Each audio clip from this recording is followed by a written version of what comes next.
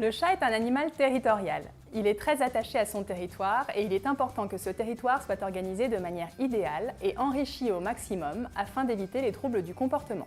Le territoire du chat se divise en plusieurs zones distinctes, chacune dédiée à un besoin fondamental du chat, à savoir manger, faire ses besoins, se reposer, observer et jouer.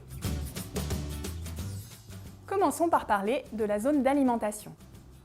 Disposez les gamelles dans un coin calme qui ne soit pas un lieu de passage. Pour les chats qui cohabitent avec des chiens, par exemple, il est possible de placer les gamelles en hauteur, là où le chien ne viendra pas les déranger ni manger leur nourriture, comme sur le plan de travail de la cuisine. Le chat est un grignoteur, c'est-à-dire qu'il aime faire 15 à 20 petits repas par jour. Cela correspond à son comportement à l'état sauvage. C'est un chasseur de petites proies. L'idéal est donc la distribution en plusieurs points et surtout que le chat puisse manger quand il en a envie. On peut utiliser des distributeurs actionnés par le chat ou des plateaux d'activité qui vont mimer l'activité de chasse.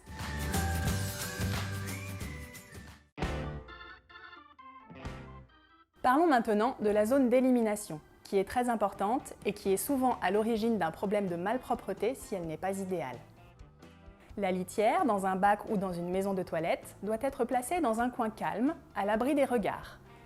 Elle ne doit pas être dans un lieu de passage et doit être facilement accessible, éloignée de l'aire d'alimentation. Si on a plusieurs chats, on conseille au moins une litière par chat, l'idéal étant d'en avoir une de plus, c'est-à-dire 3 litières pour 2 chats. Si le chat vit avec un chien, c'est encore mieux si le chien n'a pas accès à la pièce dans laquelle se trouve la litière. Un chat dort 15 à 18 heures par jour. La zone de repos, ou plutôt les zones de repos, sont donc importantes. Le chat en a plusieurs, selon ses envies. Les chats aiment dormir en hauteur lorsqu'ils le peuvent, cela les rassure. Ils se sentent ainsi protégés, hors de portée. Effectivement, à l'état sauvage, la plupart de leurs prédateurs sont au sol. Ils aiment également les cachettes et sont très rusés pour en trouver, même dans des endroits qui ne leur sont pas destinés, comme le bac à linge ou dans un placard au milieu de vos vêtements. Vous pouvez donc offrir à votre chat des couchages couverts, comme un dôme, ou bien utiliser la caisse de transport dans laquelle vous placez une couverture et que vous laissez ouverte. Le chat a besoin sur son territoire de plusieurs zones d'observation. Le chat passe une majorité de son temps éveillé à observer. Il va garder un œil sur les autres personnes ou les autres animaux qui vivent avec lui dans le foyer, regarder dehors. L'idéal est donc qu'il puisse profiter de plateformes devant les fenêtres à hauteur pour voir et surveiller l'extérieur, surtout s'il est seul la journée et qu'il n'y a pas accès.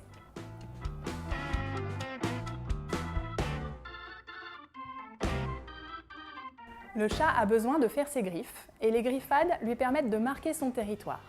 Il s'agit d'un comportement tout à fait normal. Il choisira souvent lui-même ses zones de griffade.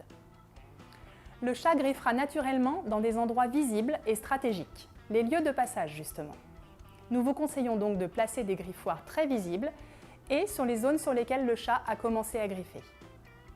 Placez un ou plusieurs poteaux à griffer ou bien un arbre à chat si cela est possible au milieu d'une pièce ou dans un couloir, un endroit bien visible de tous. Si vous respectez toutes ces règles, vous offrez à votre chat un territoire idéal. À bientôt pour de nouveaux conseils.